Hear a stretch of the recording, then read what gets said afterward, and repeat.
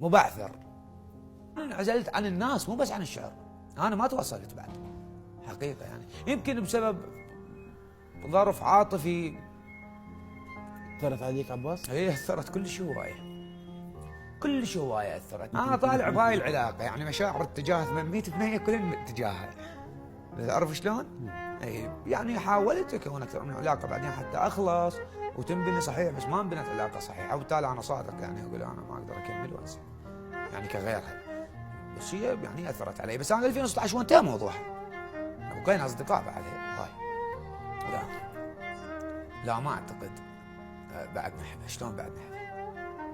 شفته بروحتك لا ترجعي لي، ما اقبل لك، انا اسف. شفته بروحتك مو مال ما يخالف، انا بروحتك يا ساده ما خليت واحد ما رحت له، ووجهي ظل تالف وكلش منعزل منطوي، وكم يوم مباوع بالمرايه وكل شيء ما شاف. نرجع لكن تمرين بي بالمريت بي سنتين انساك واحط راسي وافس خايف. شلون نرجع؟ لا شلون؟ هي هم تحبني بالمناسبة، وشافت حياتها وانا هم شايف حياتها، كنا نلتهي بعمله ودراسته وحياته الخاصه، بس احنا اصدقاء ممكن. الله بالمرايه كل شيء.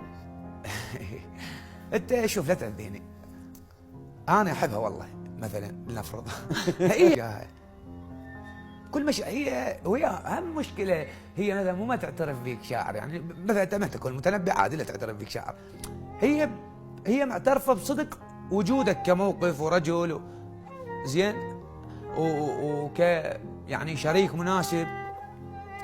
شوف ما ادري شلون اعبر لك، والله الموضوع اكبر يعني.